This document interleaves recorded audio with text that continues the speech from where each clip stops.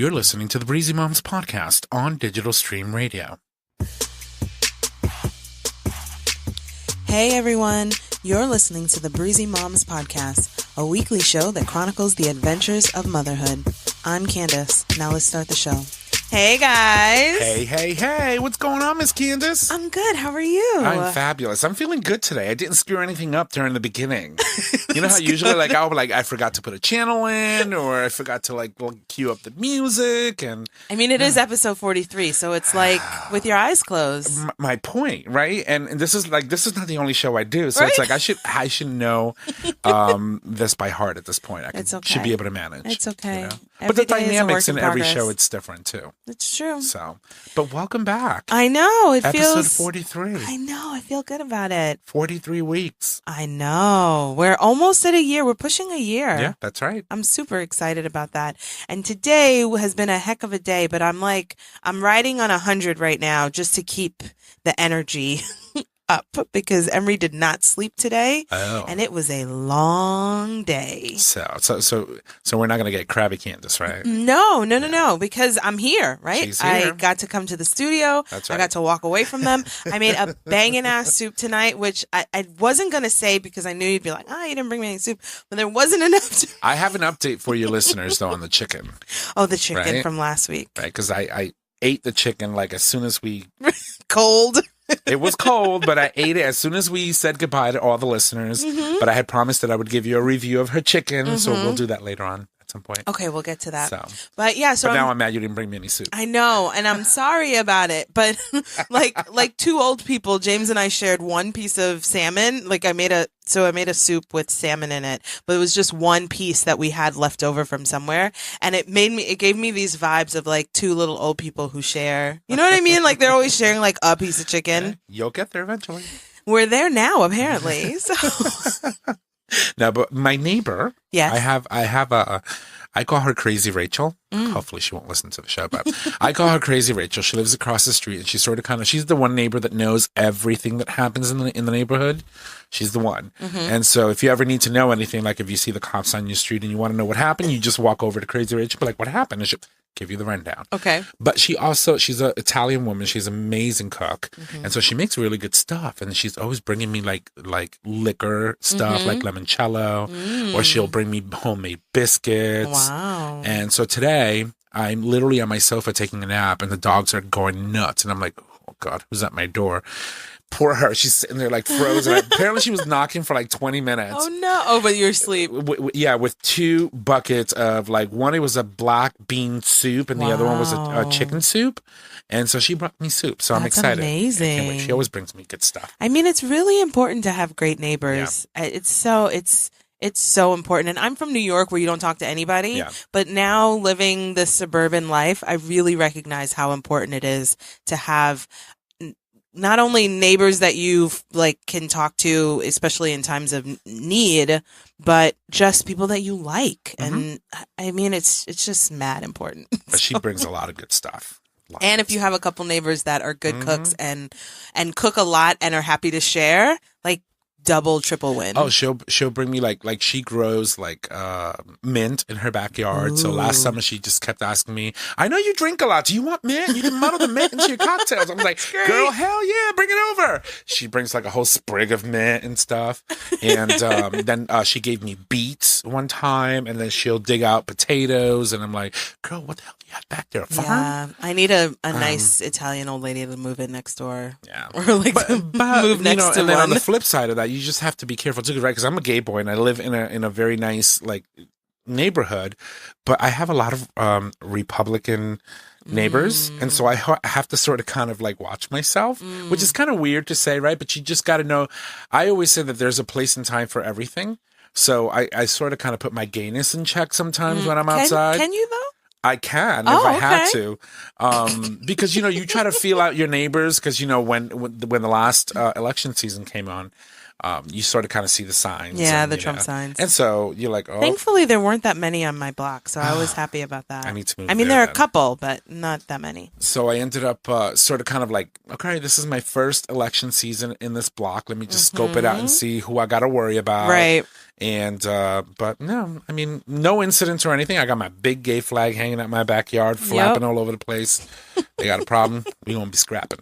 I love it. But my little Italian lady across the street, she's lovely. Good. I'm so glad. Well, so it sounds like you had a good day. If the day includes free food. That's right. I count that as a good day. 2 kinds of soup. I was like, oh, she got extra crazy in the kitchen today. I love it. Yeah, it's crazy, Rachel. I'm feeling good about food because I'm like, James, I don't know what we're going to do. You want to stop at the supermarket? Because there's food. There's always something thawing because I forgot to take it out early enough, or like I had it out and I was all ready to do it, and then Emery refused to nap. Like I can only do what I can do, and I've decided I'm not going to kill myself about it because there are plenty of people who sell food. So well, that's true. We're just gonna have to buy it. And who actually like go through the whole process of making it and prepping it and. So I'm giving up feeling guilty about it. And when I can do it, I will do it. And when I can't, this is why we have takeout. I just am not going to beat myself up about it anymore. So anyway, today I was feeling like I could handle it. And so and then when I get into those feelings, then I make a couple things because usually there's some stuff that I've been trying to get to and I didn't. So today I made soup and I made chicken. They'll probably both be done by tonight, but the goal is to make 2 meals in a day so that then you don't have to cook the next day. It doesn't always work out that way. But I'm just feeling good about it because I told James, I was like, I'm starting to feel a little bit good about my soup making abilities. And the thing that really helps that tremendously is the immersion blender that I got. So it's like a stick blender that you stick in the pot that blends up all the vegetables so that then your soup is soup as opposed to chunky vegetable soup. So today's soup had onions and tomatoes and carrots, which so it's like a puree. So the blender purees the vegetables so that your soup has a texture to it, but it doesn't have chunky vegetables in it because I don't like chunky vegetable soup. So it's almost like having tomato soup. Right. Similar to that. It's almost like everything is pureed, nothing solid. Right. Gotcha. Yes. Okay. But lesson learned today is that I don't really like carrots, but I feel like we should eat carrots. So I need to just put a couple. Well, they're good for your eyes. They're good for your eyes and there's vitamin C and all of the things, but I just need to put a few pieces because it's very easy for carrots to take over the flavor. Mm-hmm. So tonight's soup tasted like carrots instead of Well, how many pounds of carrots did you put in there? I only put in a handful. I had the carrot chips, they're wrinkly. Okay. And I put a handful of them in, but I only had a piece of salmon, so it wasn't a whole lot of soup. It was too much for what I had. Gotcha. But I mean, lessons. I'm learning. Lesson learned. Lesson learned. So anyway, I'm feeling good about my soup. Plus, we also have a guest in studio with us today. We do. So a friend of mine, Tamu, who's a mom that I met on the local mom circuit around New Haven. And I was just telling her earlier that when I first met her, I was like, ooh, another tall, beautiful black woman. I have to be friends with her. Just got to be friends with her. Because generally, all the people I'm friends with are 5 feet tall. And so I always feel like a giant. And then or superior. No, I never feel that way. No. I wish that's how I felt. What I really feel like is the monster who's and then my best friend is 5 feet tall, maybe on a good day. And we had to learn over the years how to take pictures or else it always seemed like she was my child and she was resting her head on my boob. It was an inappropriate thing. So we learned early on that I think I sit down and she stands behind me. It's very 90s Sears portrait, but that's the only way to make it work. And then the other thing is that when you're taking pictures with people who are a lot smaller than you, you have to be sure. I mean, listen up. You have to be sure not to be even a millimeter closer to the camera than they are, or else you're the only thing they see in the camera. Your head is big, your shoulders are broad, you just look giant. The bigger you are, the further back you should remove yourself because then you sort of kind of balance out the what they call perception. I know, but it's hard. Yeah. I mean, it's hard being a tall girl. So anytime I find cool tall girls, like, listen, I want to be friends with them. I don't care. You're tall, black, and beautiful. That's what I'm saying. They need to get over it. It's true. It's true. So, it takes that definitely takes a lifetime of working. Because my thing is, why should you like run your whole entire life now, sort of kind of shifting how you do things for your shorter friends? Well, they know you're big, black, and beautiful. So they BBBs. should sort of, yeah, you're a BBB. So they should sort of kind of realize, okay, I'm sure a bitch move back. Right. They should be making that effort, like go way back, right. You know. So I know, but I mean, this is a conversation for another day. But we definitely, it's a lifetime of learning how to appreciate. And I always think I'm tall until I meet someone who's tall, right? Like people look at me and they're like, "Oh, you're so tall." I'm like, but my friend Tamu is 6 feet tall. Like, I'm the small one next to my tall friends. That's true. I am taller than you. Also, sidebar, I know we have to carry on, but I just got my first pair of hiking boots because I'm totally a suburban. I'm like a suburban white mom is who I am on the inside, even though I don't want to be. But I've got these hiking boots from LL Bean. Okay. These are the layers to the shit. Like LL Bean's the shit, though. That's what I'm saying. But I didn't know about LL Bean before I was around all white people all the time. Like LL Bean's not in the Bronx. Like, no, we know about LL Bean. What's the other company that is really big? Patagonia. No, there's another one. There's another one. Oh God, I can't remember. It'll halfway through the show, I'll be like, oh, there it is. Yeah. Anyway, so I got a pair of hiking boots because I was walking with the kids in my LL Bean bean boots, you know, the like rubber ducky ones. And those keep your feet warm, but they're not good for walking. Like I can't walk a mile pushing 100-pound stroller in the bean boots, but I can't wear my sneakers because they're all summery. The breeze is blowing through. My toes are freezing cold. You know what I mean? Yeah. So I needed something that is comfortable to walk in and is weatherproof. As long as they're not Uggs, we're good. I know. I can't stand the Uggs anymore. It's like, come on. I know. It's like, they look like Jetson boots. You remember the Jetsons? It's like you're running around and I feel like I'm waiting for fucking Rose to like pop out and be like, do you want something to eat? Right. And I'm like, no, bitch. I can get it myself. Thank you. Like woolly mammoth shoes.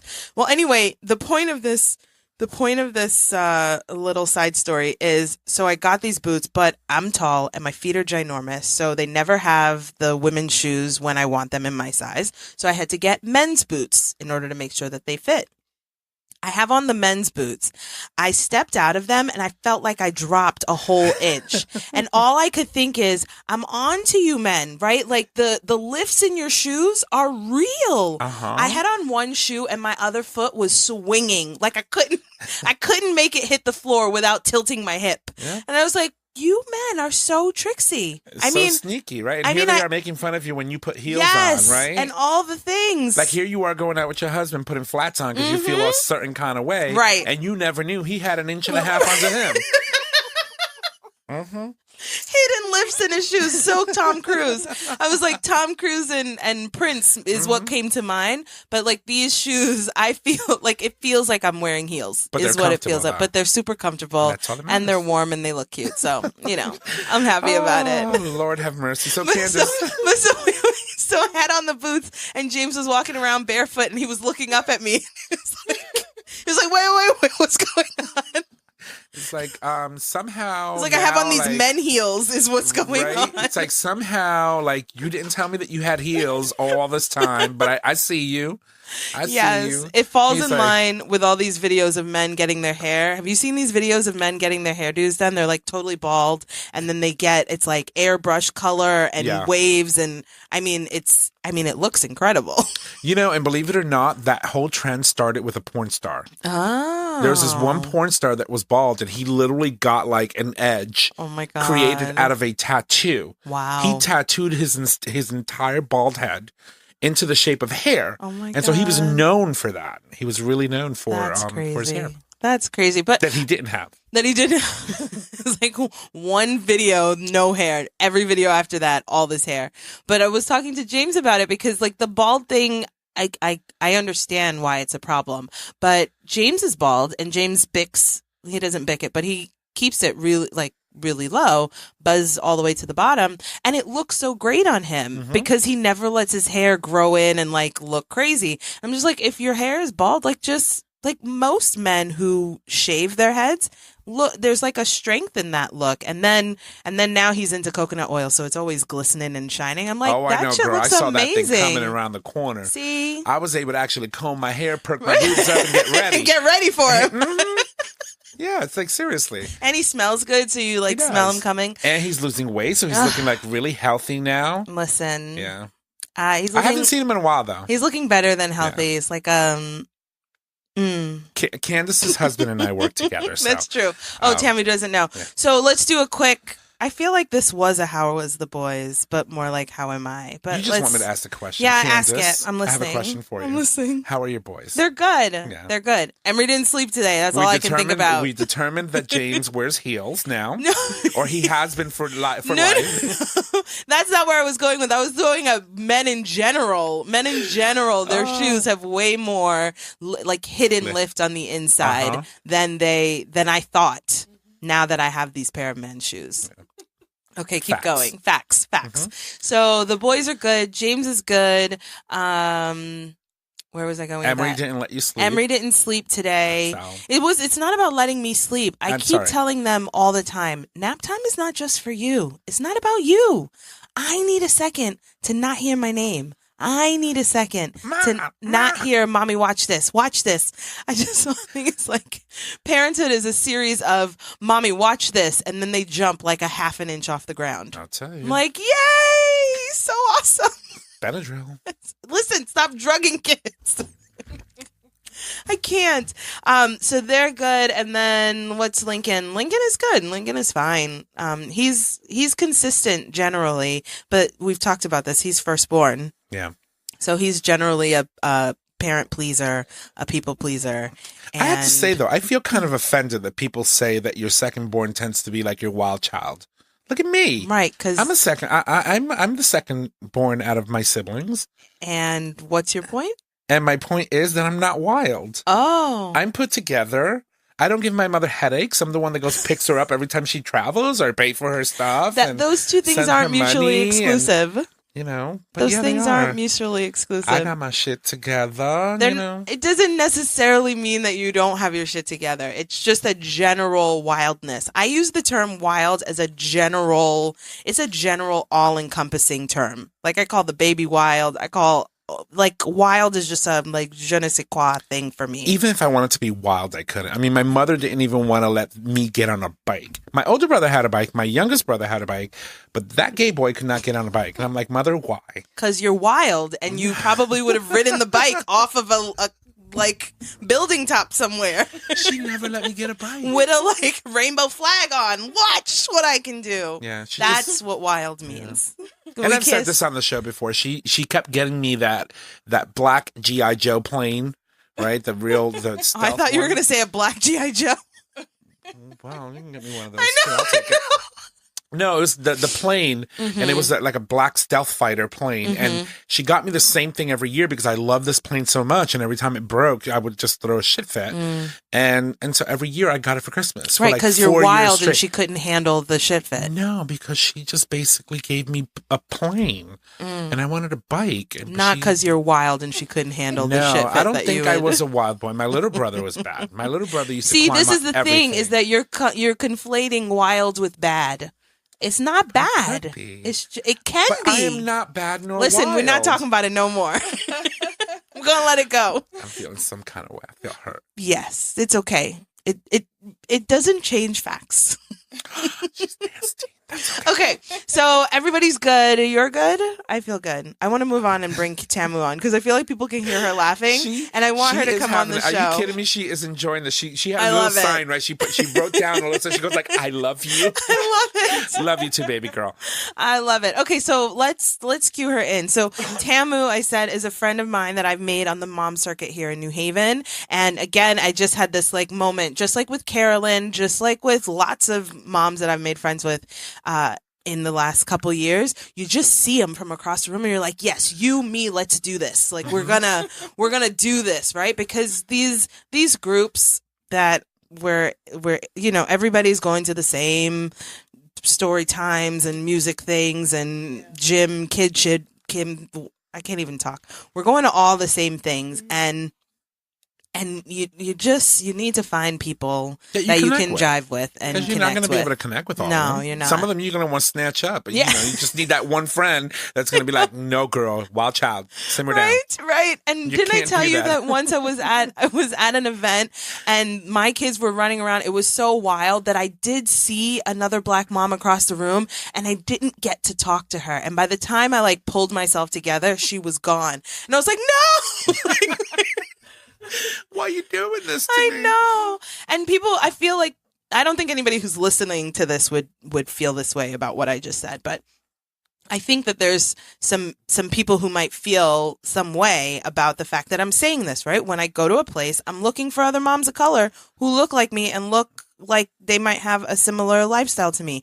And I think that there's a reason for that. There's a reason for it, and I think it's okay. And I don't think it's the same as white moms looking for white moms, because they're not looking for they're always there. You know what I mean? And I don't have all the good words to explain why it's okay for me to do it. Well, I just accept that it is okay for me to want to find people who look like me and have a similar, and not the same. Similar doesn't mean the same. Have a similar lifestyle to me, because we are managing ourselves in these circles where often we're the only one. Yeah, and it's very important to find commonality. And people need to understand that, your average white woman won't have to worry about the things that you worry about every day. You know, do you have to worry about that you're walking down the block, or that you let your child go play outside and next thing you know, he's got shot because, of the color of his skin?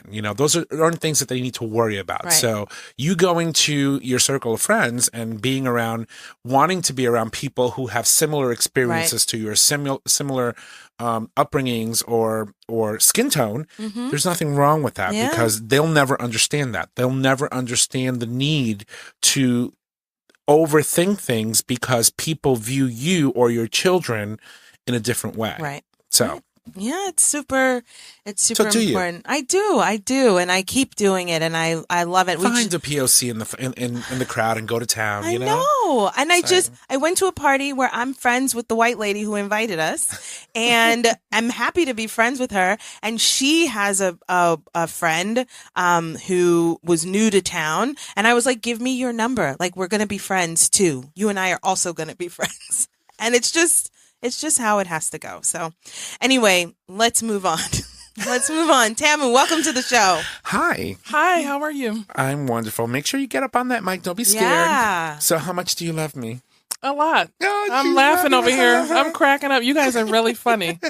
You guys. Thank you. And I discovered the man shoe in 9th grade. Oh, really? Because I peaked at my height. Yeah. In the 9th grade. Wow. So how tall are you? I'm 6 feet. And they didn't have shoes for females back then. Yeah. So I discovered it back then. Absolutely. I do remember I had a pair of Jordans in high school. It was my only pair of Jordans that I bought with money that I made at the coffee shop, and they had to be men. Yeah, my sneakers were always men in high school. I know. I used to see all my friends are small. They all wore a size 3 in boys or some foolishness. Same. So they'd all get new sneakers every other week. They were getting new sneakers because they were $30. Even the Jordans were $45 if you wore a size 3.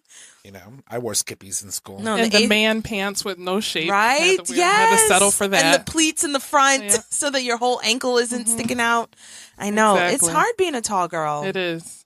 It is hard. They've gotten a lot better. Yes. They've gotten a lot better, but it was painful the first few years. It is. And it takes a lifetime to learn how to own your body. Own your body and take up the space that you take up. Exactly. I think I'm finally there. Right. And it feels great. It feels amazing. Really good. It feels really good. Well, 6 kids later, it feels I love great. it. 6 kids, girl, that's a football team. Yeah, volleyball. That's amazing. Not she likes football. Volleyball. They're 30 people on a football team.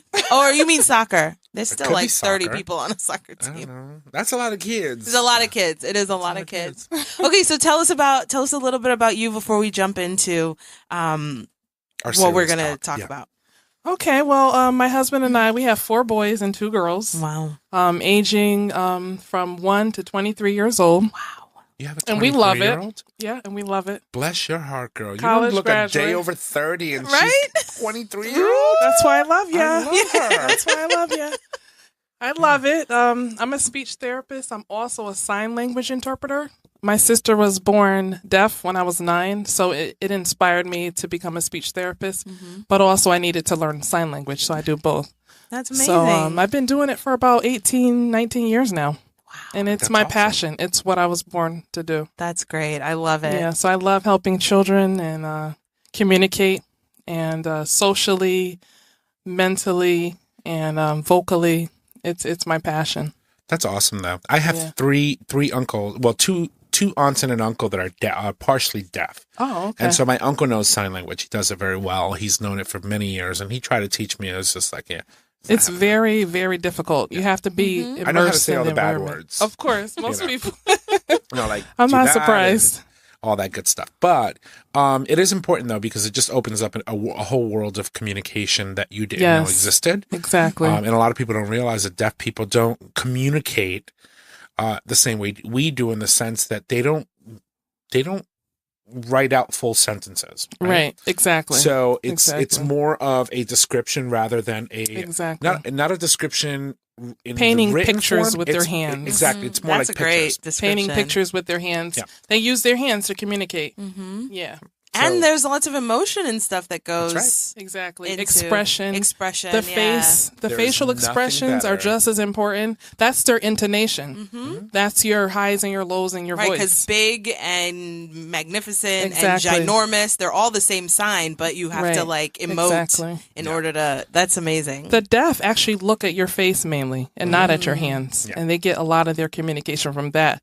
Because we're not native deaf speakers, we tend to look more at the hands. But when the deaf communicate, they look at the face and they pick up more of their communication like that. That's amazing. And I bet we communicate more unknowingly, like unconsciously through your face. Yes. It's making me think of that show Lie to Me, where they did like the, I don't know what it's called, but his thing was that he could tell when people were lying because of all the little micro movements they'd make in their face and all of that stuff that you don't even know that you're doing. Right, the tiny little movements. Yeah, Italians speak sign language all the time. They don't even realize. Oh, well. Latinos do too. Right? Latinos and black people. BBBs do it all the time. I think we, in human nature, in our innate nature to be human, communication is something that's ever evolving. Right, exactly. And before there was ever any written language or a verbal language, there was sign language. Sign language, exactly. When you go back to the creation of mankind and, having the process of evolution, there wasn't any verbal communication. Most of it was, grunts and movement. True. Of some sort, Right, true. So that's awesome, though. It's awesome. It brings me back to my younger days because, when I started going out to the clubs and hanging out, again, my uncle was deaf, partially deaf, and then his friends were deaf. So I was surrounded by it all the time. And it got to the point where I didn't even have to sign with my uncle. I can just talk to him normally, and he would understand what I was saying to him. That's wonderful. So you were able to get your sensitivity early on. Oh, yeah. For that culture, because it's a whole different culture. Nothing better than watching two deaf people argue. Oh, oh, my God. Talk about, like a telenovela. It's not even. It's something weird. It's like watching a whole scene played out. You know those silent movies? It's like watching a silent movie play out in front of you, and you're just like, okay, I knew that. I don't know what it was that he just said to you, but whatever it was bad. Because he was them eyes got buggy. He ain't playing. No, but I have to say that overall my experience with my uncle has been a very positive one, and it really enriched my life in ways that, I really couldn't tell you how, but I know that it has because it's made me a little bit more sensitive. Right. And when I talk to people, I look at them in their face and look at them in their eyes because that's important. It's an important part of communication. Yeah, it is. So we're talking about communication. You're a speech therapist. As a speech therapist, what are your like overall philosophy around communication? And I'm mostly interested in children, right? I'm a parent and I've got young kids, and it's really easy to make comparisons even though you're not supposed to. Right. Oh, so-and-so's kid talk like I take care of kids, and I have two 2-year-olds, mine and another one. And the other one says full-blown sentences to me. Miss Candace, what's in your mouth? Don't ask me what I'm eating. Meanwhile, my kid is like, give me food. Like it's a little bit different. And I'm just trying to get a sense from sort of what am I saying? I'm losing my... A mom and a therapist. Yes, a mom and an expert on child communication. What are things that your philosophy and things that you think are important for us to be looking at when our kids are small? So a lot of moms have that concern where they compare the kids to others, and that's good and it's bad. It's good in a sense where we should have everything on our radar as far as where developmentally our children should be, but we don't want to be fanatics. But if you feel like your child, my philosophy is that if you feel like your child has some sort of delay, early onset is the best. Find out, get an assessment, and really find out. There's no crazy mom, there's no sense of, oh, I'm being too crazy or I'm being too much. There's none of that when you're a mom taking care of your child. Right. If you have a concern, first you start with the pediatrician and or the school. Have them do a screening, and the teacher can do a screening. And if they find a red flag, then you can get a full-blown assessment, because earlier is better. If there is a problem, it's good. And if there's not a problem, then it can set your mind at ease. Right. That's not only that, if you catch it at an early age, you open up a world of opportunity for the child, because they're being exposed to ways in which they can help themselves a lot earlier in life. Right. And so any key things that you would say sort of in this early, up to 5 years old, things that you would suggest people are listening, like, is it like practical? So it's very important, like you were talking about comparisons. Not every child prefers the same method of learning. So you have to keep that in mind. So you have one student where they're visual learners, and then you have another student that's an auditory learner. The important thing is to give your kid access to all forms of communication.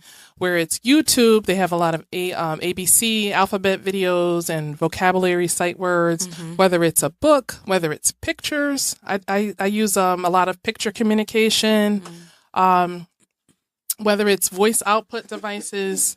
Give your child What's a voice access. Output device? It's a device where you press it and it speaks. Oh, okay. And we'll talk about that more in a second. I'll talk more. Like a leapfrog kind of thing, or it's actually for communication for a child that does not speak. Oh, like that scientist had that computer. Exactly. What's his name? He died. Oh God. The space. I'm terrible. Go ahead. Keep going. Carry on. So, songs, puzzles, written communication, children, give them everything and let them choose the method that they are going to become stronger in communication with. Because this child might have gone better because his mom talks to him a lot, but this child might do better because the mom lets him read books and then he follows the words better. So the key thing is to find what triggers your child the best, because I think all children can learn. It's our jobs to tap into the style of communication that they want to lead with. That's our job, to figure it out. And that's a fun job, because it's like you're playing a detective with your child. And once you find that, you can go in and just give your child as much enrichment as they can receive. I love it. You like spin everything positive, right? It's not a burden. It's a fun detective job. It's so much fun. So can I just say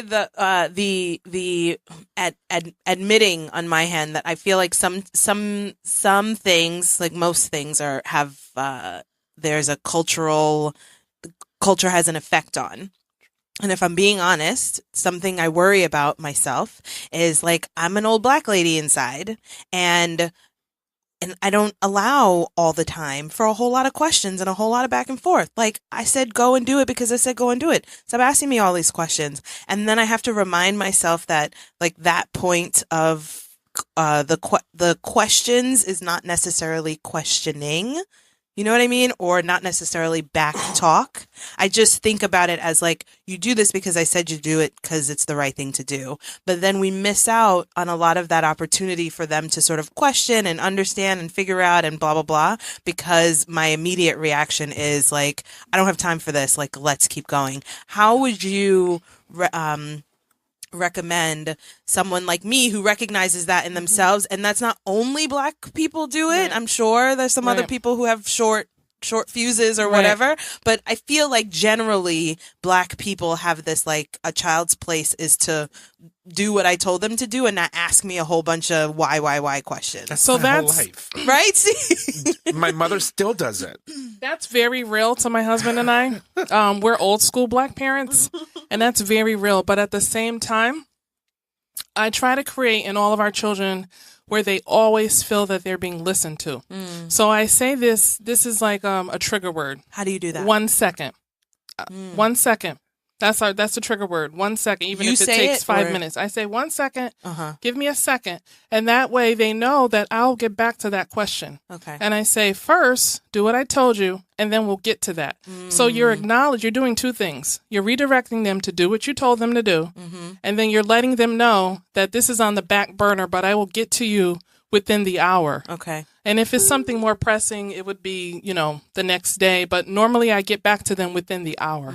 Like you could be when on they the actually phone, remember or whatever. Yeah, within the hour, I make sure that I get back to them within the hour. Because you could be on the phone or you could be in the middle of cooking. But doing anything that moms have to do. They always know that mom is listening, even if mom can't respond to you right then and there. Okay. And I had confirmation when I took my son to the pediatrician. And one of the questions the pediatrician asked was, do you feel like you can talk to your parents? And he said all the time. How old is your son? He's 15, but he was 11 at that time. Okay. And so I was like, okay, so then, yeah, that's the way you do it. Because you can't always immediately talk to them. We have 5 at home right now. We have a toddler and an infant, and a teenager and a preteen. Two teenage boys, so it's hard. And then my husband, right. So that's everybody's vying for your attention. Yeah, so I can't always get to everyone at once, but I say 1 second, and that's that. Even the 2-year-old. So now the 2-year-old walks around 1 second, 1 second. My husband actually taught him that, and so I just pick up on it, and when we use it, 1 second, and that's our trigger. I'm going to get back to you, but not right now. And then I always say, do what I told you first for the older ones, right? And then we'll get back to you. So you have to let them know that what they have to say is important. Right. That is so key because we are old school and you do need to do what I told you to do, but you also have to feel important and validated. So when they go out to the world, they feel secure. They feel important. They feel that their voice is being heard, and it starts in the home.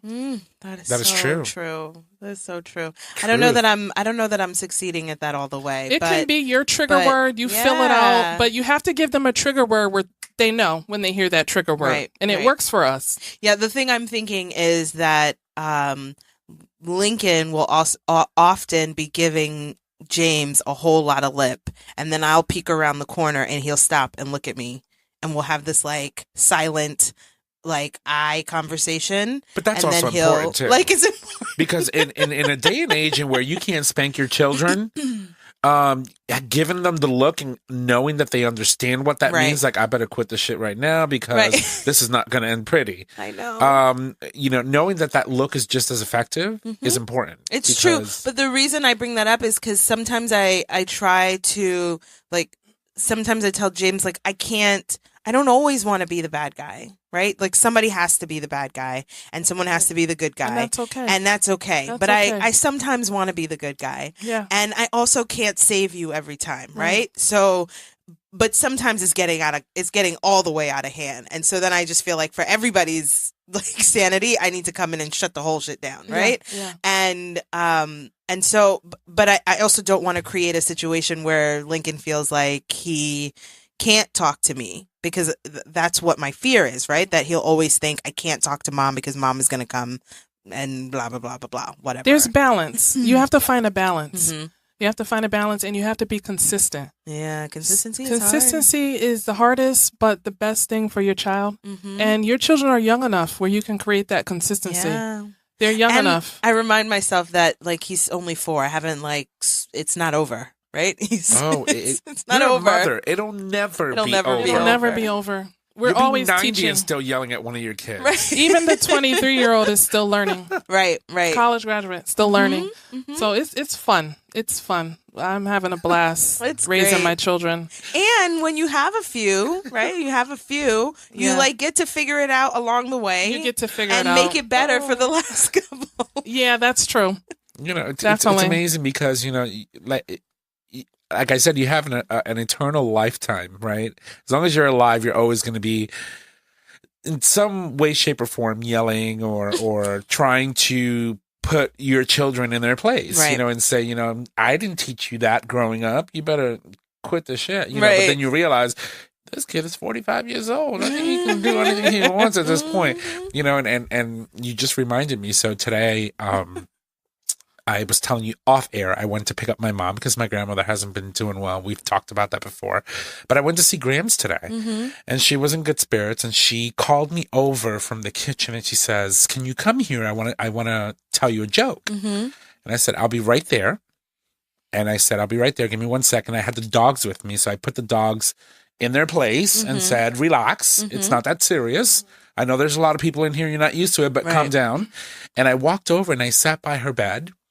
And then I looked up and I looked out and I said, "So what did you want to tell me? What's the joke?" And she goes like, "I forgot." And I just started laughing, and then she starts laughing. And it was just like this wonderful moment.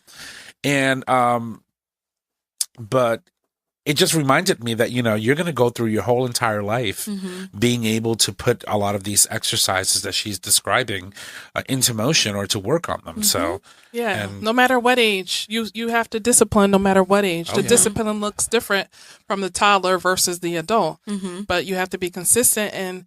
And my thing is that's happened too, where I've come back within the hour and they forgot. And my rule with that is, well, it wasn't that serious. But they did know that I cared. Right. And if they forgot it wasn't that serious, it's not my fault. It'll come back up again. I did my part. Because that's teaching them a few things. It's teaching them patience. It's teaching them that mommy does have things going on too. Outside of you. Because our children pull at us and they don't realize that we have things too. Yep.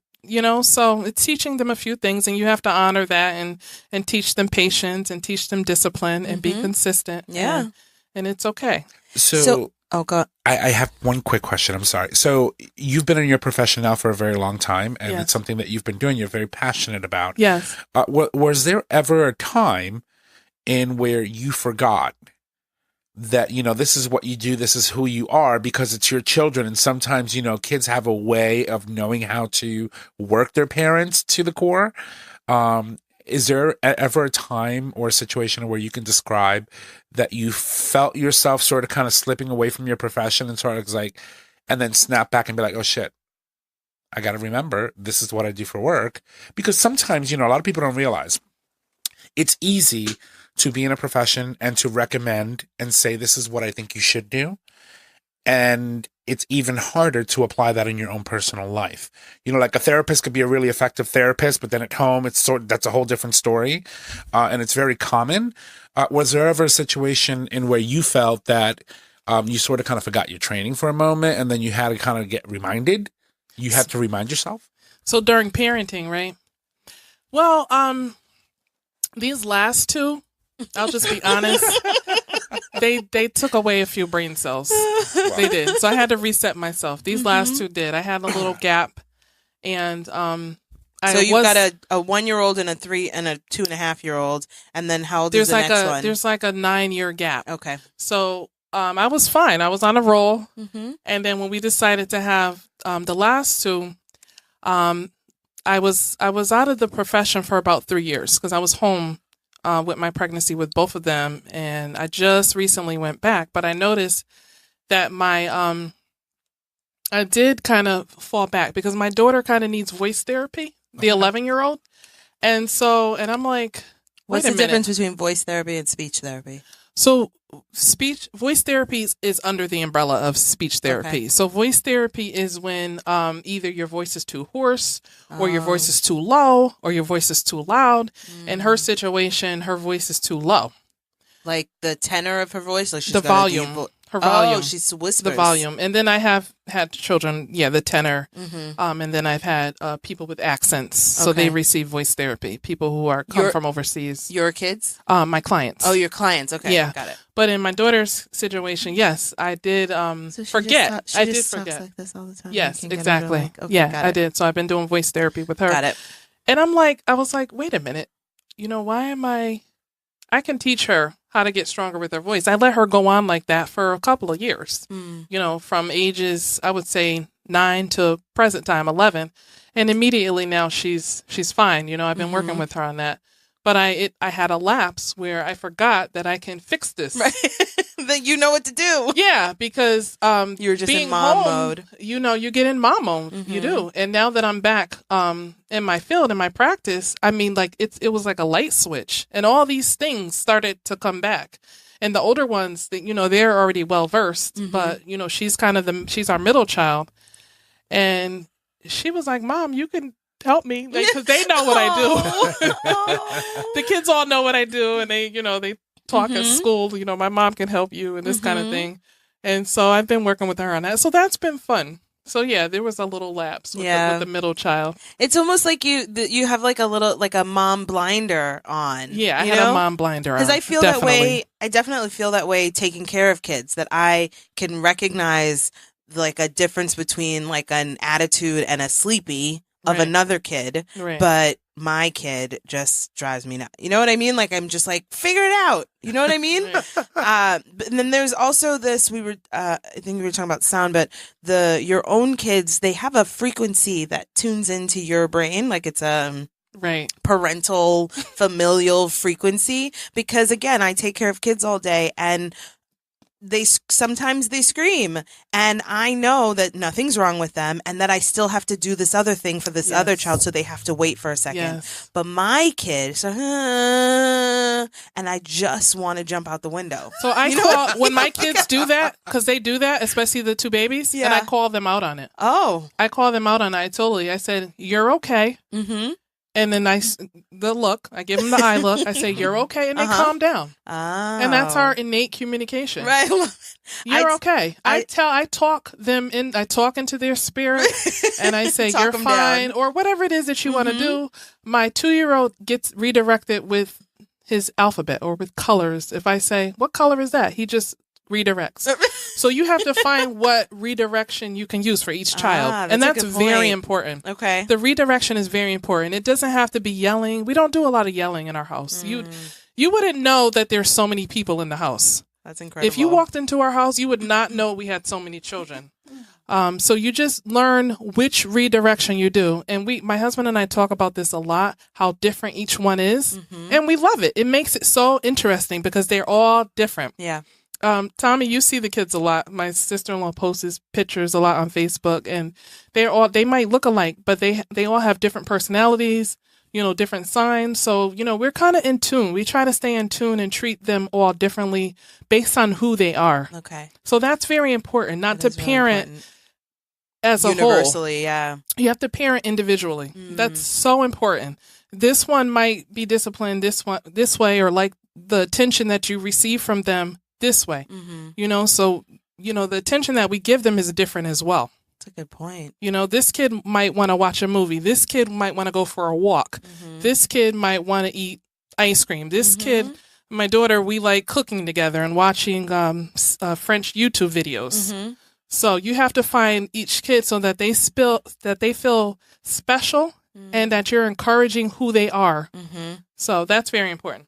That's so real. And I think sometimes I forget that because my kids are still so small. You make assumptions that little kids don't have the kinds of preferences that you would allow a bigger kid to have. Yes. They all have different little preferences. Kids have preferences. Small kids. All the way to toddlers, the baby. babies, they have preferences. And pick up on that. You have to pick up on that. Yeah, they have little personalities and little preferences that I recognize that it's easy to ignore, right? You're just a baby, stop crying. You know what I mean? Or like, I gave you milk, relax. What I say to Emery a lot when he makes that noise. It's like, I can't understand you when you talk like that. Exactly. So use I your need words. use your words, Use your but words. I can't understand. I can't understand that. Or with Lincoln, when Lincoln starts saying, "Mom, mom, mom," I go, "Lincoln, Lincoln, Lincoln," and then he stops and he laughs and he looks at me and like that redirects him. You know, So, but like I parrot back, I mirror what he's doing. let's go back to this redirection a little bit. So it's a concept really that, although I've seen it happen, like, you know, you trigger something so that people forget that they're either angry or they're upset, and they sort of kind of focus their energy on something positive. James does that to me. I mean, it can be done at any age. I just never realized that it was called redirection. I mean, you really just blew my mind. Mm-hmm. So let's go back to this. So, yeah, you can do it with your mom. I do it with my mom. I do it with my mom. Mother, you are in trouble now. Right? Oh, Lord, I do it mercy. with my mom all the time. It's like, I like your hair. Who did your hair today? Oh my God, redirection. This is okay. So, is it smart, or would it not be smart to try a redirection tactic with things like candy, or things that are like an incentive? So there's redirection and incentive. So yes, my husband Winfred has the same problem that James has with Lincoln and Emery. Mm-hmm. When he's leaving the house, the 2-year-old has a fit because that's his buddy. Yeah. And when he's getting ready to leave, he has a fit, and my husband feels so bad. So what he does is he has these little gummy bears, and he only gets 5. So yes, to answer your question is yes, in moderation. Okay. Everything in moderation. So he takes out, and he knows where he keeps them. Edgar knows where Winfred keeps the gummy bears. He gives him 5, and that transitions him to a better attitude about Daddy leaving, and it redirects his attitude, and everyone's happy. He leaves the house not feeling like a and like he's abandoning him. He's abandoning his child. And Edgar settles down, and then he's on to something else. His puzzle, that settles his spirit, and then we're able to give him a puzzle or let him watch his ABC phonics. Mm-hmm. And so, yeah, you can use food in moderation. Right. Okay. Don't overindulge. And then if it's candy, give him a cup of water, please, so the teeth don't rot. Yeah. That's important. It's so real. Because, my mother, now I understand. So when we were younger, my mother would cook, and my mother's a great cook. She just loves to cook. My mother has a problem with not being able to cook portions, so she cooks like she's cooking for the block, and then she expects you to eat like you're eating for the entire block. So when we were kids, she would sit us all at the table, we would all have our dinner, and then she would put a bag of candy in the middle and say whoever finishes first can have the bag of candy and decide how much they want to share with the rest of them. I love it. I love that. But she only did that because she would do dinner like around 5:36. Her first soap would come on at 7, and the next one would come out at 8. She didn't want to be worrying about doing dishes past 7 o'clock because she wanted to focus on her soap. So she redirected our attention on that candy so that she could get out of us what she needed. Mm-hmm. Well, you know what? You have to do what you have to do as a mother to keep your sanity. Yeah. And it wasn't killing you guys. You guys are healthy. It's you as a mother. You can't feel bad about doing things that keep your sanity, because those soaps were something for her to take her mind off of the load, right? Yeah, of the load, and that's fine. Mm-hmm. And in Mom today's wasn't a day, mom once the soap started, she didn't exist. Yeah, but she needed that time. She needed that time because she was all the other time, and she found something to do that you guys allowed her to have that time. Let me tell you. That's fine. We would sit at that table and you wouldn't hear a sound from us because we were focusing. Mm-hmm. This all needs to be gone for us to get what's in that bag. And then she could wash her dishes and things were all said and done. I don't blame her. Personally, I give my children... You blew my mind with this. You realize that, right? Because now I realize what my mother was doing all along. She was redirecting. I give my kids fruit. My husband does candy. I was mad when he introduced the candy, but it works because he doesn't have a lot. Edgar doesn't have a lot. But whatever works. Like, I'm a fruit mom. Like, I don't give my kids candy. Like, it's a mom thing. Yeah. Healthy. The dads are the fun stuff. Mm-hmm. So that's fine. You can't feel bad about doing something so you can have some time for yourself. Mm-hmm. Interesting. Mom, we need to have a conversation.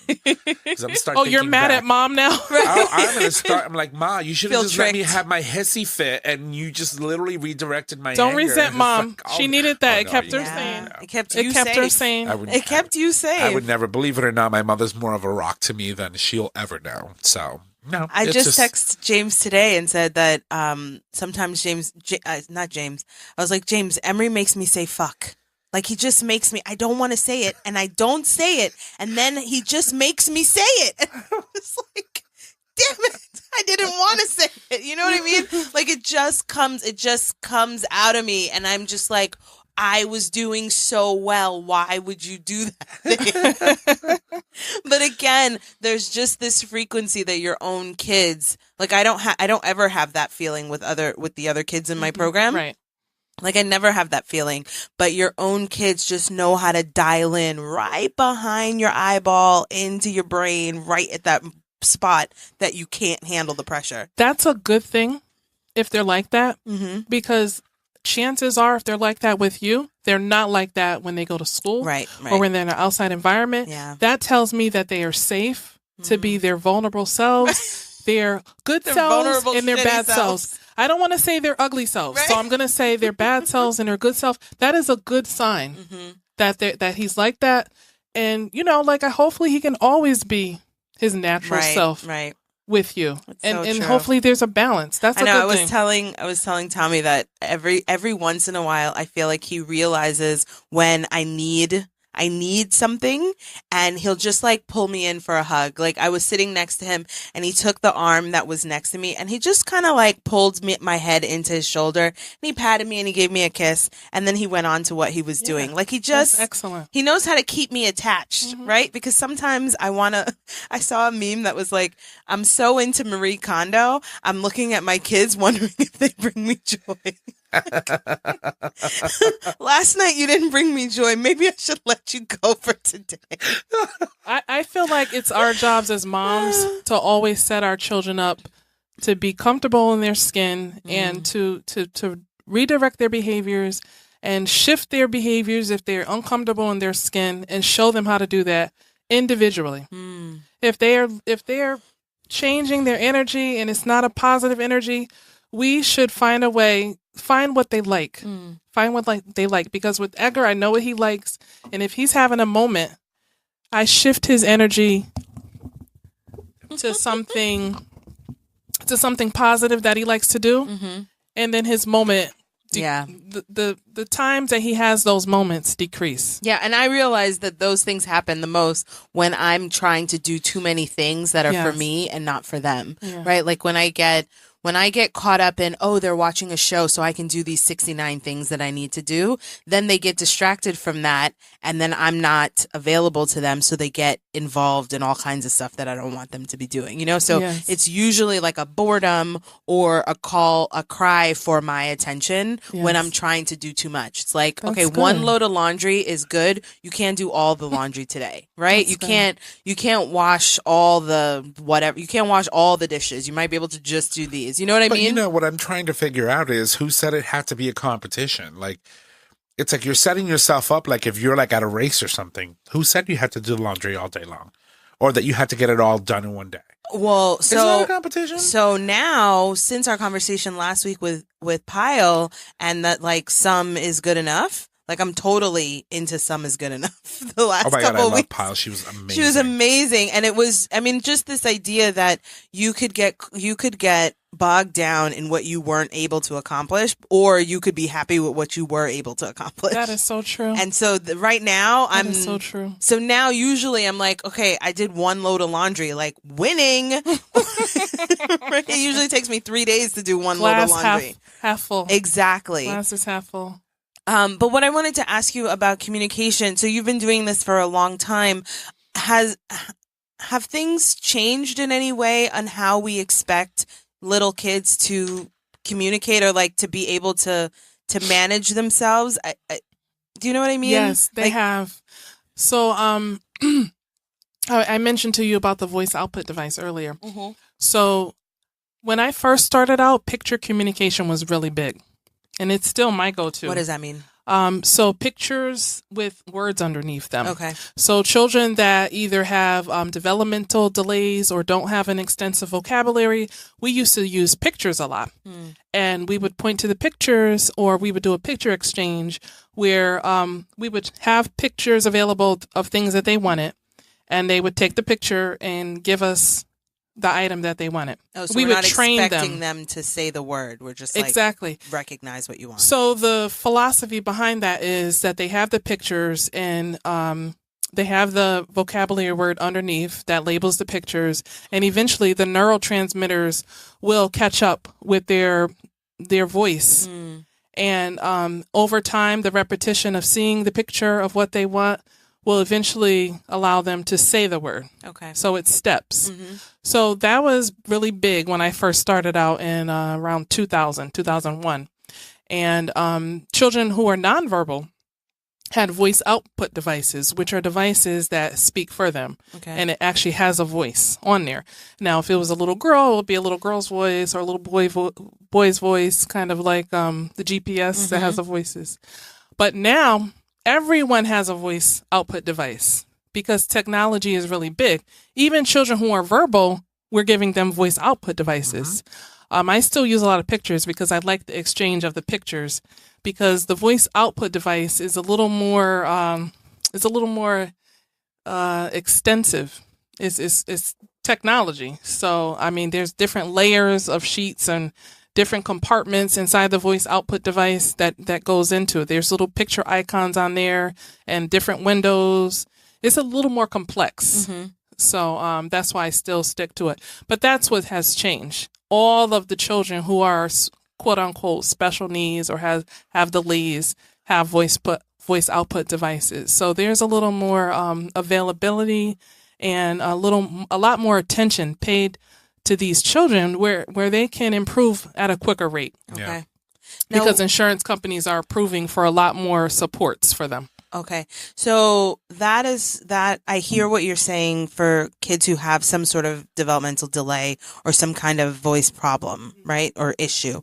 What I'm thinking about is having a child who's like a typical, right? A quote unquote typical child, and me expecting for him to be able to verbalize to me what he needs, how he needs, like that's like compared to what? Sorry. Sometimes I worry that I expect too much of my 4-year-old, right? Like, do you think that there's a world or a way for parents to understand what I guess the realm of possibility, like there's a whole realm of possibility for developmentally of where all the kids can be.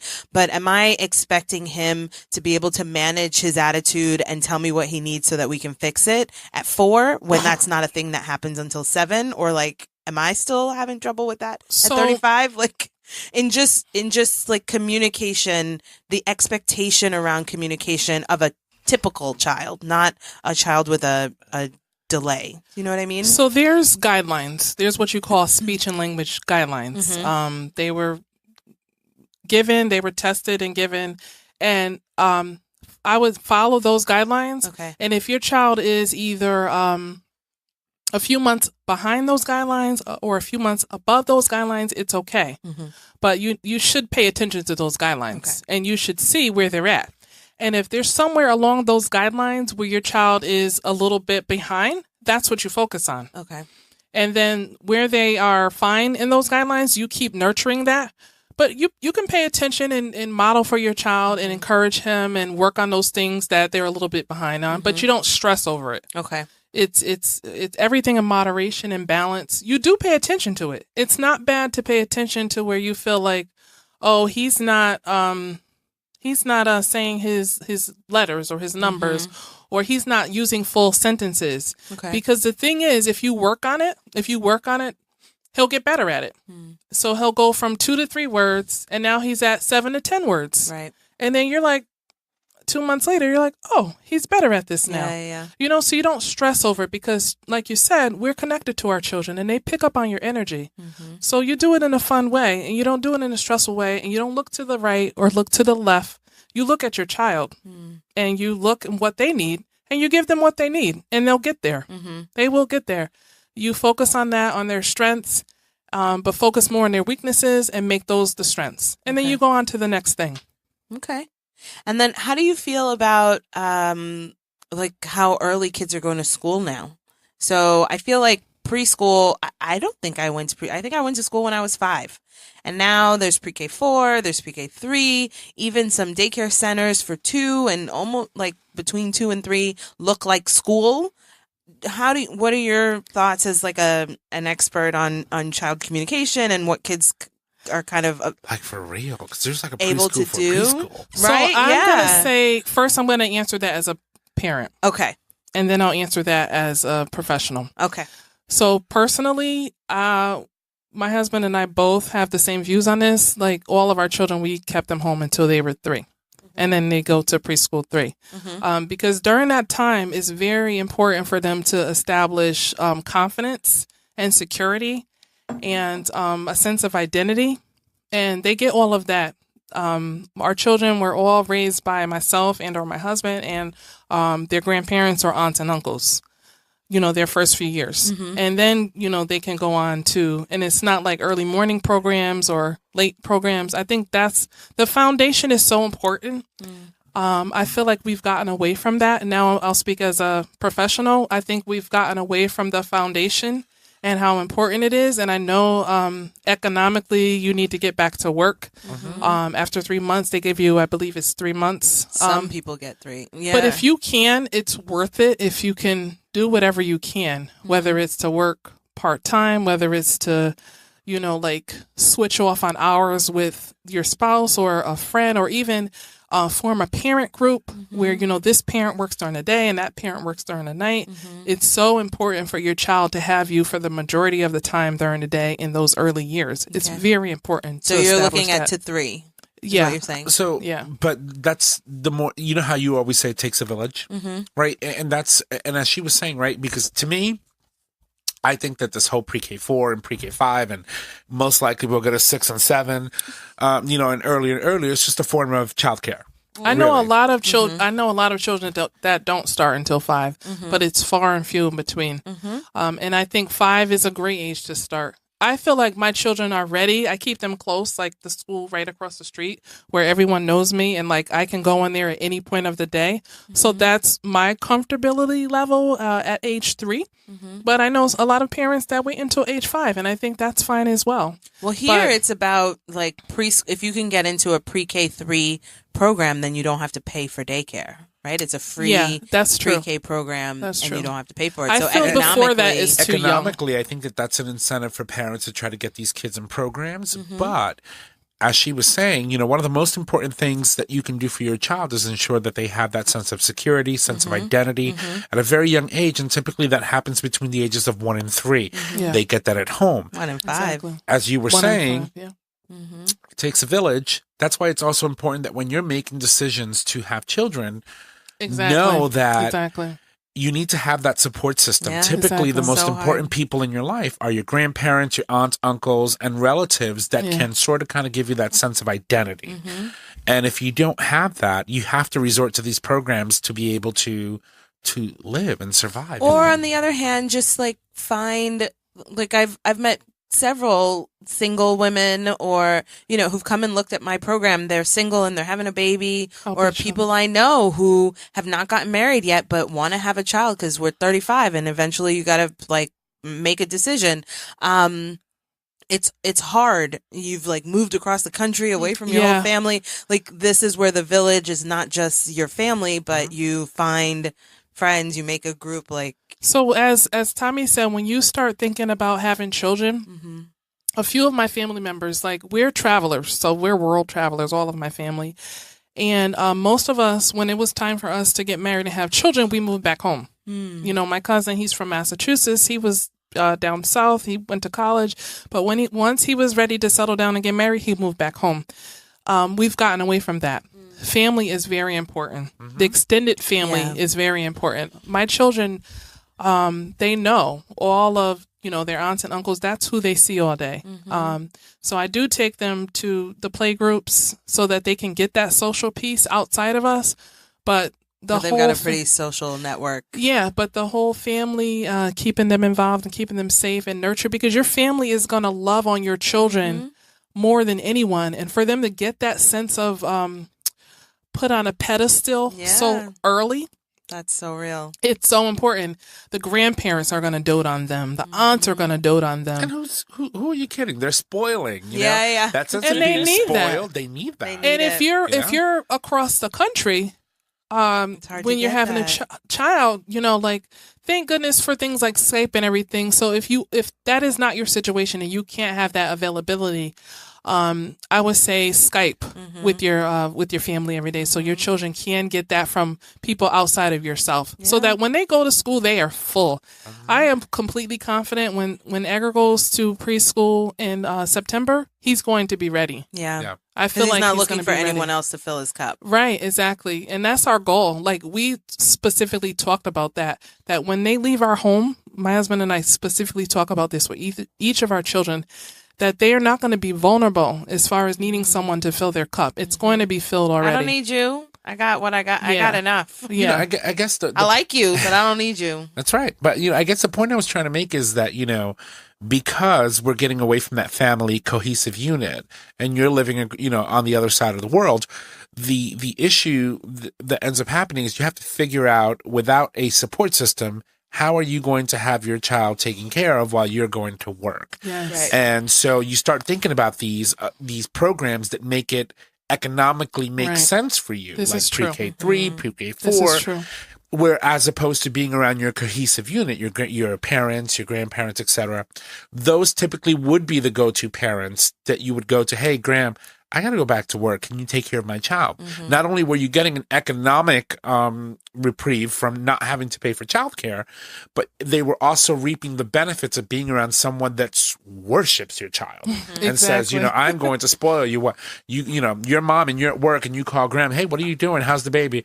Oh, we're at the park. Oh, we just went for ice cream and and things that you typically don't have the time to do unless you're home all day. And that's not always available. I understand that. That's not always available. So it is good to find other moms. Single moms, I think, have it really tough. And sometimes they might not have any extended family that can help them. So it's good to look for support groups. Or moms who are married, but their spouse, or like parents who are married, but their spouse's work keep them all away, the time. Away from them a lot. Like I have a friend who's married to a surgeon. Like she often feels like a single mom because he's gone all the time. And if it's hard. If you can, if it's an option, go and have lunch with your child. Like if you have an extended lunch break, go to the daycare and have lunch with your child. Create some, even if it's once a week. My husband brings the 11-year-old. He brings her lunch when he can. Like he'll drop it off to the school. Do things to make your child feel connected to you. What you can do. I went to boarding school, and I remember that nothing was ever in my mailbox, like the U.S. mail, the mailbox. It was always empty. And I said it to someone, this woman who worked with us, and she used to travel, and she would send a postcard from wherever she was so that I was always getting something in the mailbox. And I think about that, like my mom couldn't, I mean, maybe she could send me something in the mail, but like she couldn't always send me something. She couldn't always come and visit on the weekend. She couldn't always, I think she came to one parent teacher weekend, which is the weekend when everybody's family comes. Like those are the things, even at 15, it's a huge deal. Yeah. It's making me think a lot about how I think about my children at this age, where I make assumptions that they don't remember, don't care, don't need. You know what I mean? But it's a foundation. It's all about a foundation that you're setting. Yes, that's so important for us to create wonderful human beings that are blessings to the world. Yeah, and that it starts so early. I just keep coming back to this thought that little kids have preferences, have identities that sometimes we overlook. And we just think of them as like a blanket baby, it's just like it's just a baby, or it's just a toddler, or like they don't really. Or these are my blanket rules. Right. Those rules may not necessarily apply to each them. one of those kids the same way. It takes more energy. It does to have different rules. But, when they go to school, the rules are cookie cutter. Mm-hmm. So take that extra time and think about and look at your child, look at who they really are, and create, specific things for each one of them. I love it. Well, Tamu, it's been amazing. It's been amazing talking to you tonight. I'm so glad that you joined us on the show. I welcome you to come back. I feel like there are so many things we could keep talking about. One thing though, so you have this clipboard and it has all these like different how does your child hear or talk? And it's got a lot of like amazing information on what the expectations are. Is any of this information available anywhere online that parents may research or look at to sort of kind of get an idea of where they think they may be? Yes, they can Google speech and language guidelines. Okay. And that will give them a template of where their child should be. Mm-hmm. Now, as I said, it's just a template. Mm-hmm. Don't look at it like it's a Bible. It's just a template. Don't become neurotic like this one. Don't become neurotic.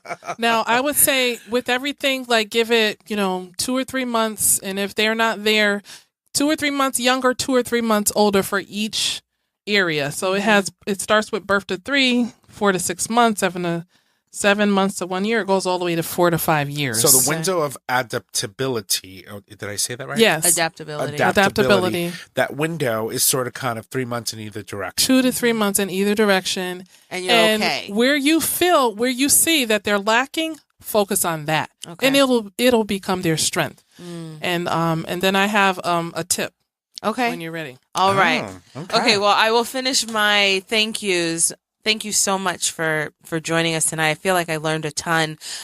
You said that you were going to mention where you work at ComKey Therapy. Where can people find you or support locally? I mean, you just said Google speech and language guidelines. If you want a template to see where my child should fall or where they should be. And this will show you what they should be doing at what age. Okay. From birth to 5 years old. But if you're in Connecticut and maybe you need a little bit of hands-on help, where can they find you?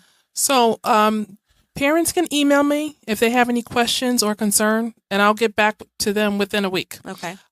They can email me at Tamu Rembert at comkeytherapy.com. Okay. That's TAM as in Mary, U, R as in rainbow, E, M as in Mary, B as in boy, E, R as in rainbow, T, Tamu Rembert at ComKey, C-O-M, key as in door key, at Yahoo, at gmail.com. Oh, and we'll put it on the Facebook page. Put it on the Facebook. So if a parent has any concerns or questions, they can call me. ComKey Therapy. I would say if a parent has a concern, they go to their pediatrician or go to their school and ask for a screening. Okay. Start there. Okay. If you have any concern at all, do it.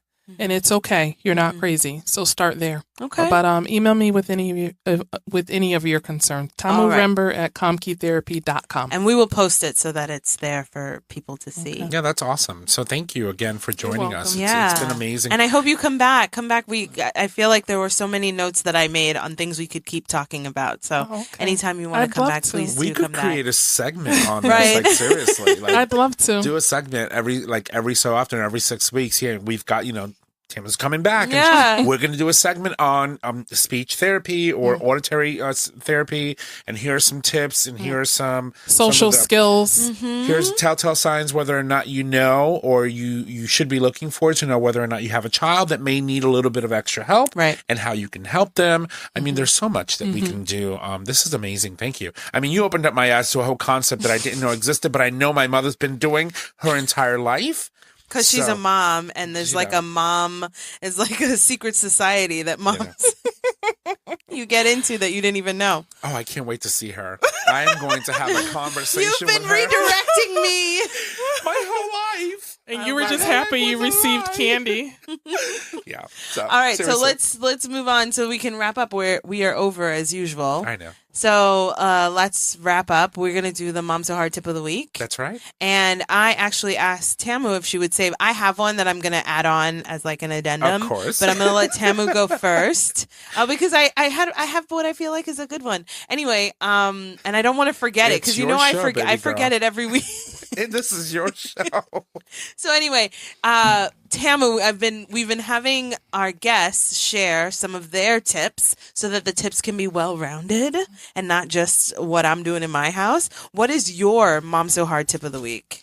So my Mom So Hard tip of the week is language based. Okay, makes sense. And this is to support language around your home. So I label everything. So and it depends for age. So if you have, I'll do 2 different age ranges just to give you an example. So for my 1 and 2-year-old, on the fridge, I label. I want iced tea because he likes iced tea, or I want water.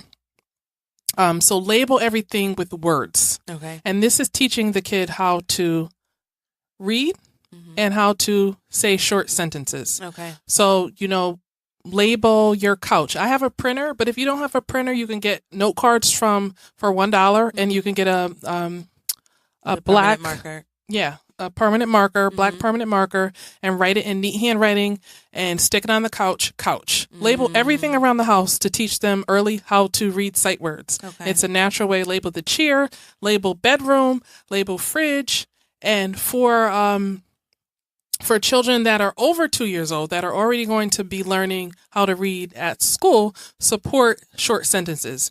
So you can go to the next level with that age and you can say, I see couch, write that.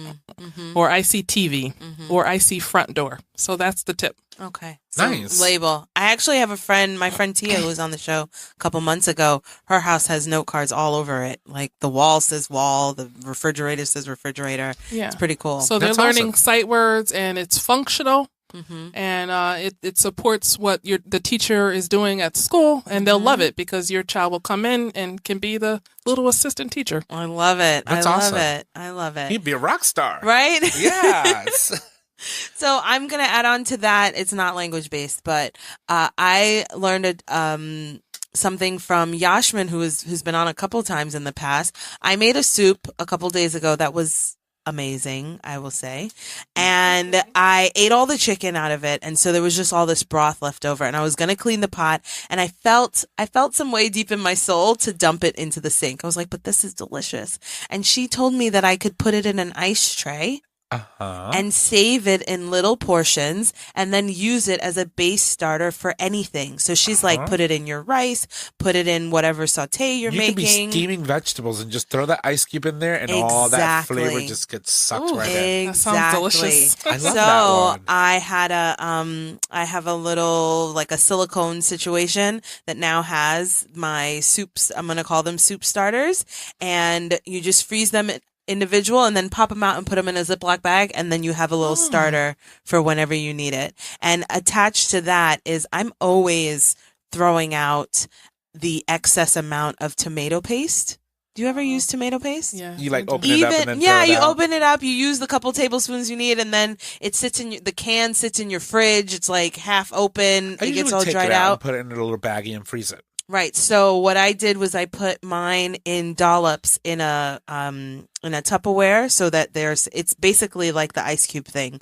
Save it in little portions. And today when I made a soup, I took a dollop out of the thing and was able to just add it to So you my know they thing. have those little the what do you call those? Like a measuring spoon? No, not necessarily a measuring spoon, but it's like to get the pips out of fruits. And they're small and rounded. You can literally take and make little round balls and just put them in, freeze them, and throw them all in little baggies. They're amazing. Yeah. Well, the whole point is just instead of wasting, which I always waste, I would either have thrown all of that soup in the garbage or I would end up throwing away the tomato paste, is to just make use of your freezer and freeze them in little portions, because you don't want to freeze the whole can, because then that's not helpful. But if you freeze them in little portions, like an ice cube tray is perfect, then you'll have it for later. So that's awesome. I'm going to do that. A language tip and a homemaking tip. That's what I'll call now that. You're about to get your little your chicken. Chicken oh review. Yes, let's talk about the chicken review. So she brought chicken in last week. Well, first of all, she posted a post on Facebook that she had chicken thawing and that she was going to be making chicken. I'm like, you better bring me some. Right. And then she brought it in her little Tupperware, and we were doing our show, and she goes like, it's really salty, like really salty. I think it's really salty. And I'm like, all right, whatever. So we were producing the show at the end, and I started eating the chicken cold. It was some good chicken, girl. It was good. Yes, it was. It you was know good. what? It was just a little over seasoned. I told you that the bag looked really big, and so I thought it was a lot of chicken. And I just I just own it. I feel like black people are heavy handed with the seasoning. Well, honey, I don't think it was, but I mean, if you think it was salty, right. I mean, I think it would probably de-ice some of these iced up roads, but you know. I thought it was delicious. Yes, and it was delicious. It was delicious. It was. She killed it. She rocked it. Thank you very much. So I expect that now when she makes chicken, that I'll bring it. Nice little Tupperware. And I even washed the Tupperware out, and I put a little paper towel in it and wrapped it up and said, here you go, bring this back home. It might still be in my bag. No lie. The Tupperware with the napkin might still be in my bag. But it was good chicken. Good. So, Thank you. I'm so glad. I thought that, when she said it was salty, I was a little concerned. I was like, maybe I should throw these on my stairs and help me out. Knowing it was slip and fall. But no, it was perfect. It was good. I'm so glad. It had just the right amount of, you used cumin in it, right? So I have a seasoning that's the base is the rotisserie seasoning. It's like an all-in-one seasoning. Okay. And then when when one ends, I buy a new bottle and I put half of that in, and then I just add all. When you cook, you pull out a bunch of things from the cabinet, and it's always the same things. My mom just taught me maybe last year, just put that all in one bottle. So that then when you take it out, you just have to do it once. You have to open up all the different bottles and have like all the things that you use all the time. Onion flakes, curry, like whatever all of those go-to things are, put them all in one bottle and make that your seasonal. And then when you're cooking, you just open one and then you're done. So I have a general seasonal. There's another mom. That Hashtag is, mom so hard. That has like turmeric in it and curry and cumin and crushed red pepper and onion flakes. Like all of those things, garlic powder, all of that stuff that you would put in all the time. That was the thing. You're going to need to write down that recipe so I can start mixing that shit up. Well, that was the thing. That chicken was good. When I asked my mom, I was like, Mom, because she made something, and I was like, oh, this is amazing. What is in it? Can you show me? And she goes, yeah. You just put, and it felt like she was hiding the recipe from me. It really felt, I was like, Mom, what is in the thing? And she said, it's just stuff from your closet. And I was like, I'm asking you a specific question, and you are like, pussyfooting around the inside. I feel that's generational though, because they just sort of kind of threw a little bit of everything in there. Mm-hmm. She probably couldn't even describe what she threw in there. She really couldn't. She absolutely could not. So I had to stalk her one afternoon when she was at my house because again, it's my kitchen. She made the food from my kitchen, but when I make it, it doesn't taste like that. You literally have to watch everything she does. Videotape her. It's so true. It's so true. But the whole thing about cooking is James has been working on himself and on me, without me knowing, just like fixing the things that we say about ourselves, right? It's very important that we recognize that the things that we say and the things that we believe about ourselves become true, even if they weren't to begin with. This is true. And I've just always said, I don't know how to cook. I've just always said that. I don't cook. My mom never really cooked. She always worked a ton. We ate at other people's houses. There was just not a whole lot of cooking going on in my house. And so I've always said as an adult that I don't really know how to cook. He's telling you to change your self-talk. Yes, he's telling me to change my self-talk. And so I'm never going to learn how to cook if I don't. He just redirected your whole life. My whole life, okay? My whole life. He just redirected your whole life. Basically because he doesn't want to go to the supermarket every day. Next thing you know, she's going to be turning into Betty Crocker. She's going to be sitting in that kitchen I just baked a pecan pie. Would you like to try it, from scratch? I can't. I love it. So fake it till you make it. That's basically what I've been doing around cooking, because I know that I've always said I don't know how to cook, blah blah blah, and then people make fun and people laugh and it's funny, but like I have kids now, so they gotta eat. We gotta eat, and we can't eat fried chicken from the supermarket every day. Or the rotisserie, even the rotisseries from the supermarket get old after a while. So there's so many tutorials. Right. So I'm working on myself, and I'm working on my self-talk that I can learn how to cook, and it's not that everybody else is better than me. It's just that I gotta practice. So that's awesome. That's what I'm working on now. So I guess that's another tip in itself. That's exciting. Like work on your self-talk. That's so exciting. It's exciting. So anyway, I want to wrap us up because we've been going on, and I feel like we could keep going as always. But that is the joy of this show. If you didn't know, now you know that that's the joy of the show. We talk about stuff that are real and that other people like gloss over. And that's why I'm here, and that's why people come on the show, and that's why I bring the kinds of people onto the show that I bring on the show, because I know that they will have these real conversations with me to make me feel better about myself. Honestly, I think you just gave her a free therapy session. I'm just letting you know. Well, give me free therapy and will make me realize I really, really, truly believe that half of giving yourself grace and half of getting through adulting, parenting, wifing, all of that is recognizing that the things you're going through are not special to you. Yes. Right? They feel so fucking hard, and they feel like, especially, oh my God, I will never, in the moment. Like you're the only person like I'm that's the going only through this. person in the world who's ever had to deal with this. Yes. And that can really bury you, and it's really hard to come out from under that. And so if anything, my sole purpose is to let you know that in this, you are not special, and that you will get through it. So come back next week. Check out our stuff on wherever they're at. All the places where podcasts are. Google Play Music. All the places. Yeah. And we'll be here. Even Spotify. Even Spotify. If you're here, we're here. So we'll see you next week. Bye. Bye. This show is produced by Tom Ortiz at Digital Stream Radio. It's available for download on Podbean. Follow us at Facebook at Breezy Moms Podcast, or email us at breezymomspodcast@gmail.com. Until next time, don't stress, just breathe.